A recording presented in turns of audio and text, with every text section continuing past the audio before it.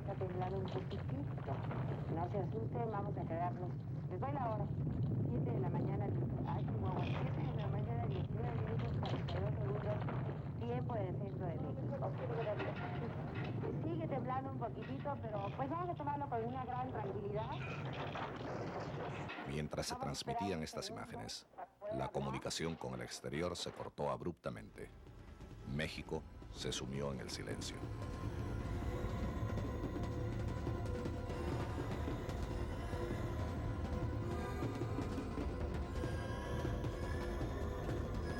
Minutos después, miles de personas yacían muertas o atrapadas entre las ruinas de viviendas multifamiliares, inmuebles comerciales, hospitales y otros edificios públicos.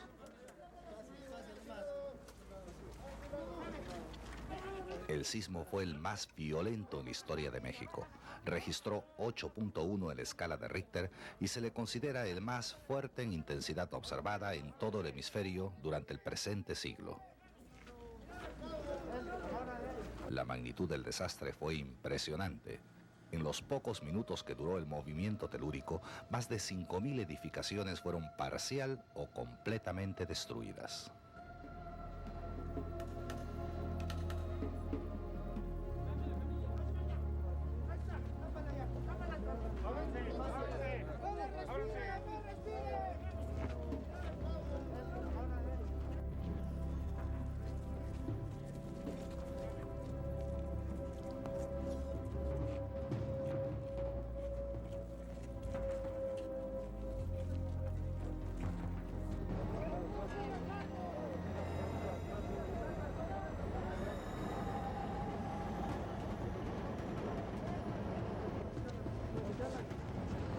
¿Dónde está la cabeza? Aquí arriba.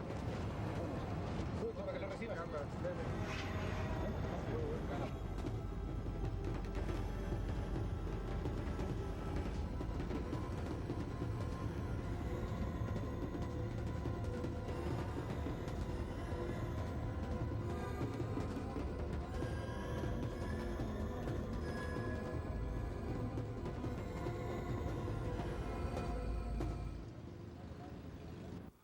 Inmediatamente hubo un gran despliegue de solidaridad. Cientos de miles de personas, en su mayoría jóvenes voluntarios de entre 14 y 20 años de edad, se dedicaron al rescate de víctimas, removiendo los escombros de concreto frecuentemente sin otra herramienta que las manos.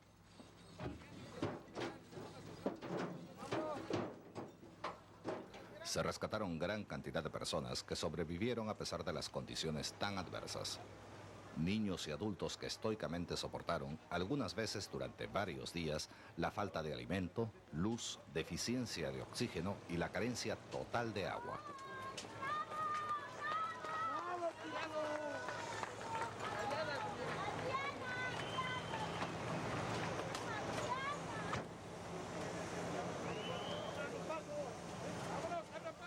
Más de 14.000 víctimas fueron transportadas a puestos de socorro y a hospitales que no habían sufrido daños. Nos evacuaron porque no hay agua, volvió a temblar, los edificios todos los... Afortunadamente, la mayor parte de esta ciudad de 18 millones de habitantes quedó en pie, pero fue dramático el impacto en las partes afectadas.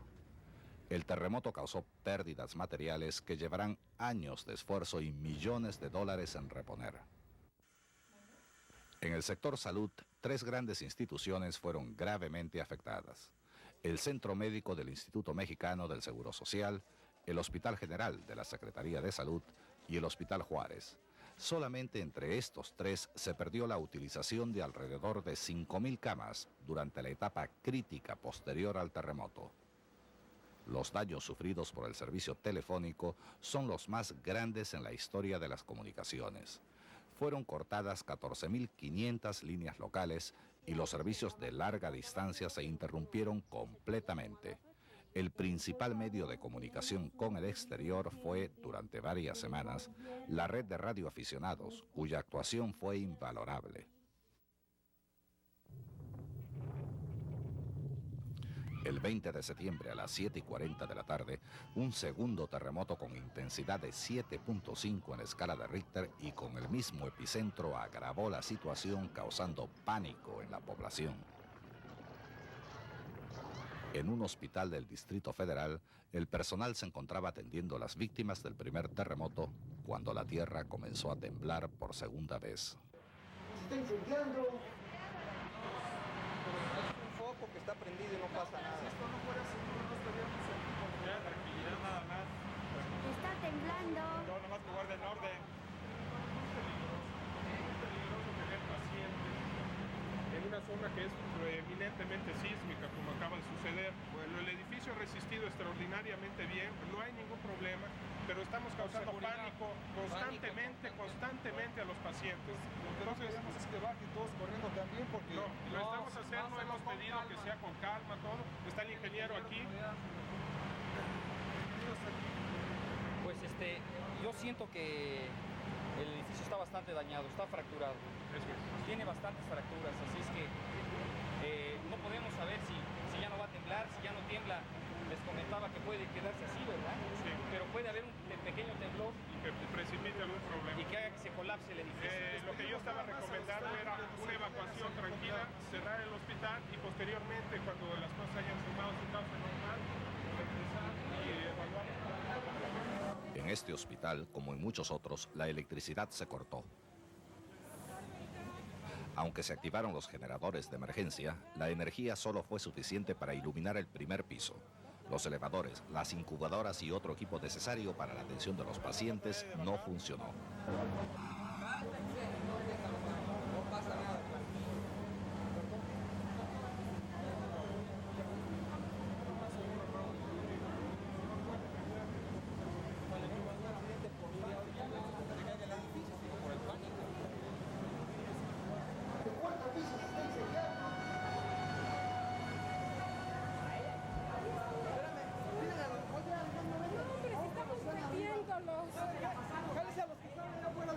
Que nos ayuden.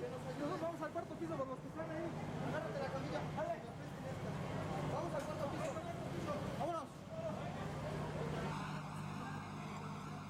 Escenas como esta sucedieron en las más grandes instituciones hospitalarias del Distrito Federal. El día 19, después de haber transcurrido el primer sismo, el Centro Médico del Seguro Social y el Hospital General evacuaron alrededor de 4.000 pacientes.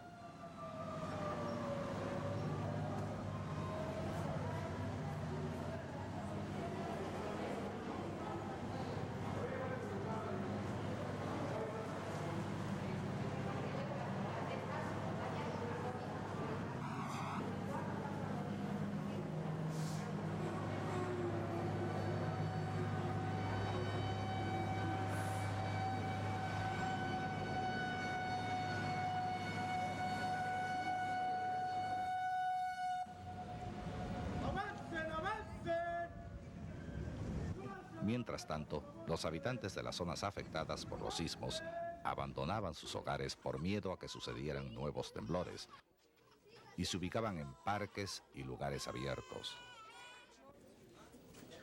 así como en improvisados albergues. ¿A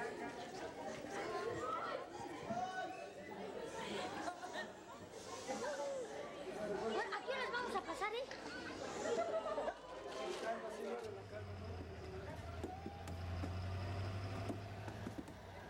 En toda la zona del desastre, los trabajos de rescate prosiguieron a través de la noche. Ahí está una más cerca. Ahí hay una persona.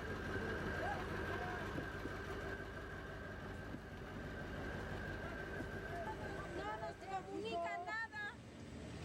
No nos comunican nada, no nos dan ninguna comunicación, no nos identifican. Sí, estamos reportando los nombres de las personas que están desaparecidas. Necesitamos saber el informe. ¿Mande?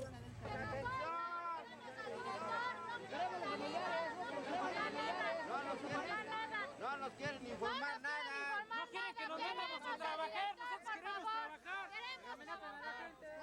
En las afueras del Hospital Juárez, cientos de familiares de las personas que se encontraban dentro del hospital en el momento del sismo esperaban impacientemente y por varios días noticias de sus seres queridos. Al mismo tiempo, dentro del área hospitalaria se desarrollaba otro drama.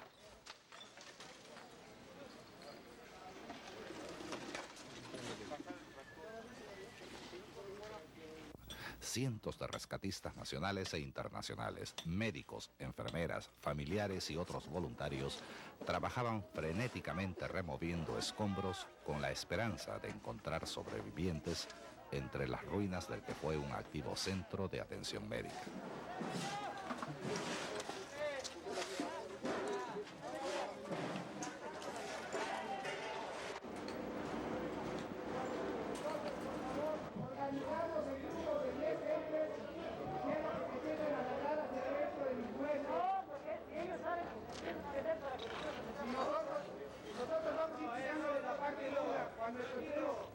Cuando haya ruido de gente viva, entonces metemos un grupo de franceses.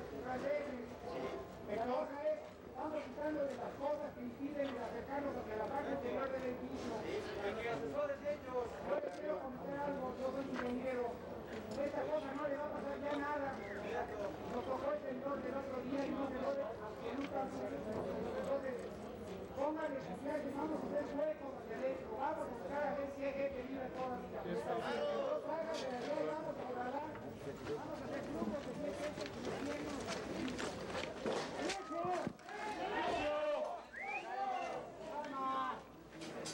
¡No hablen! ¡No hablen! Silencio. ¿Hay alguien ahí? ¿Hay alguien ahí? No puede hablar, entonces... Aproximadamente una semana después del sismo principal, las escenas de rescate continuaban.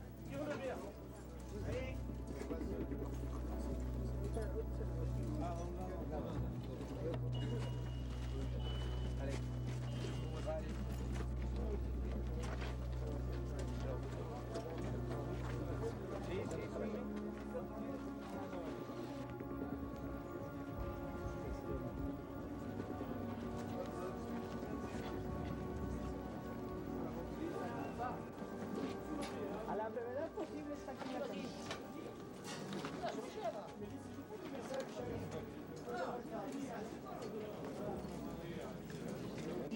A esta mujer le tuvieron que amputar ambas piernas para poderla liberar del bloque de concreto que la aprisionaba.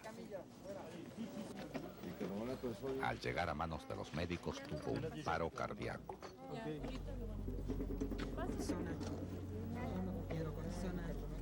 Toma bicarbonato. Un gramo de bicarbonato. Bicarbonato, pásenle. Pásenle bicarbonato, sí, porque pásenle 5 folletos.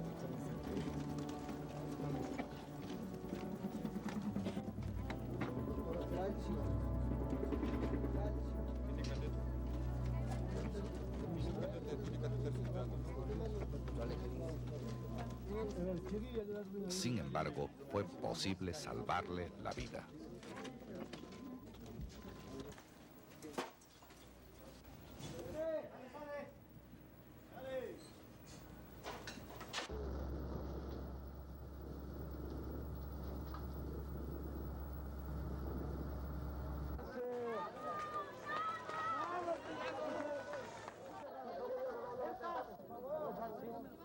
Un poquito más para atrás. Pero no vamos a hacerlo. La tragedia humana, así como los insólitos casos de sobrevivencia, conmovieron al mundo entero.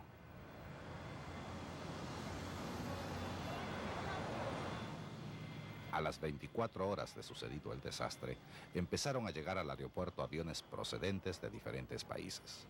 Arribaron llenos de cajas con todo tipo de suministros de socorro, incluyendo más de 400 toneladas de medicamentos.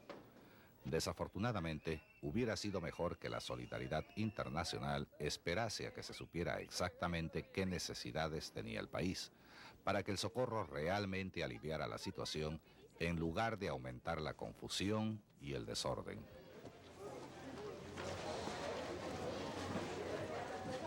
La mayoría de los medicamentos no fueron solicitados ni se pudieron usar. Llegaron cajas de todo tipo, sin clasificar. Muchos de los medicamentos estaban abiertos o venían con instrucciones en otros idiomas. Los voluntarios tuvieron que dedicar largas horas a la labor de abrir las cajas una por una, clasificar su contenido y organizarlo como mejor podían. Además, muchas veces las medicinas llegaban mezcladas con otros productos, como la ropa usada. Por favor, no destapen esas cajas de ahí, se los A ver, ¿quién las suplico. está destapando? No destapen todas estas cajas. Esas cajas déjenlas ahí como están, que ya están. ¿Quién las destapó? Por favor. Una de las más penosas tareas fue la recuperación e identificación de cadáveres. Este es el estadio de béisbol en el Parque del Seguro Social del Distrito Federal.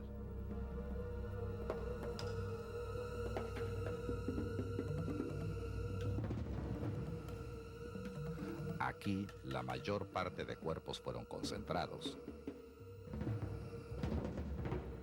Se les mantenía con bolsas de hielo por 72 horas, para así dar oportunidad a la gran cantidad de familiares y amigos de reconocer a sus seres queridos.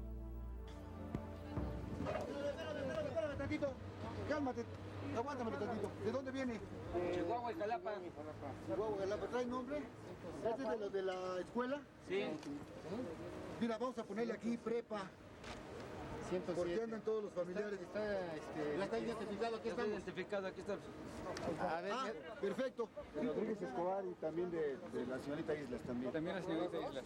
Muchos de estos cadáveres estaban en estado de descomposición o desfigurados por el impacto, por lo que su identificación era difícil y algunas veces imposible. Esto aumentó la angustia de los que buscaban a sus desaparecidos. Después de 3 días, los que no habían sido reconocidos tuvieron que ser enterrados en fosas comunes, medida necesaria pero poco popular. Además de la ansiedad por tener noticias de las víctimas, la población afectada y muchos socorristas temían que los cadáveres en descomposición pudieran causar epidemias. Este miedo infundado hizo que se tomaran algunas medidas simbólicas para calmar al público. El mismo mito, muy arraigado en todas partes del mundo, dio origen a que se exigieran vacunaciones contra varios tipos de enfermedades.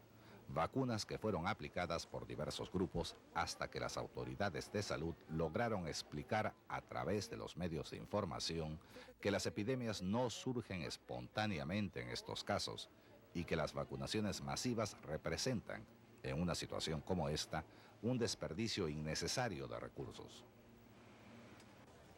Uno de los problemas más graves fue el del agua potable. Debido a los daños causados a las redes de distribución, más de 1 millón de personas quedaron sin este servicio. La demanda de agua aumentó debido a la necesidad de combatir incendios provocados por fugas de gas. En respuesta a esta crisis, se estableció un sistema de tratamiento y distribución de emergencia. Camiones cisterna y otros vehículos transportaron y distribuyeron agua potable a las poblaciones necesitadas.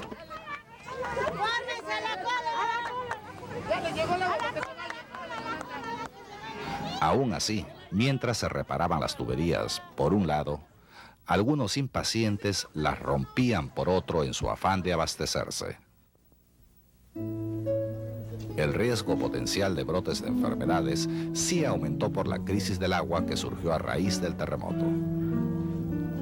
Sin embargo, la campaña de educación pública para hervir el agua y observar medidas de higiene personal tuvo éxito. La población respondió con gran sentido de responsabilidad. Los únicos focos de infección registrados se debieron a la falta de higiene en los alimentos.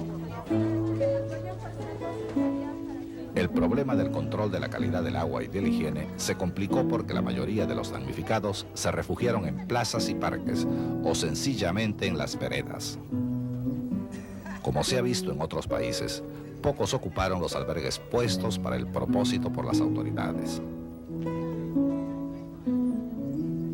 La mayoría acampó en las cercanías de sus viviendas derrumbadas, de donde podían vigilar sus propiedades y quizás recuperar algunas de sus pertenencias. Las carpas y otras construcciones levantadas por los desplazados empezaron en pocos días a cobrar vida como pequeños asentamientos permanentes, con todo lo básico para seguir con la vida cotidiana. A pesar de la tragedia personal, el espíritu humano exige volver a la normalidad.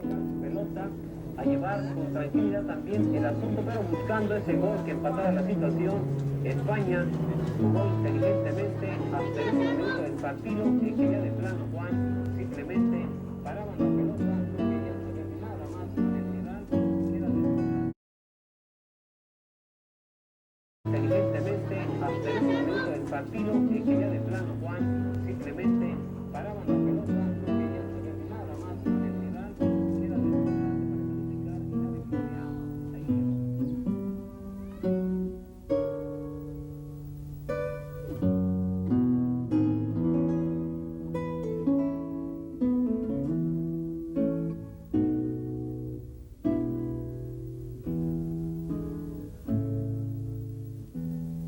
Sin embargo, la crisis no había terminado. Para muchas personas, como estos niños rescatados, la pesadilla continúa. Además de las lesiones físicas, sufrieron trastornos psicológicos algunas veces más duraderos. Muchos no solo vivieron el terror del terremoto, sino que perdieron en él a sus familiares. Diles adiós. Diles adiós. Diles adiós y gracias por todo. Ándale. ¿Qué pasó? No, ya no me haga pucheros. Después de dedicarle largas semanas a la cada vez más imposible labor de búsqueda de sobrevivientes, se tomó la difícil decisión de demoler las estructuras peligrosas y empezar la reconstrucción. Aunque la parte afectada representa solo el 3% de la ciudad, la reconstrucción de viviendas, hospitales y otros edificios públicos representa un grave problema económico y social.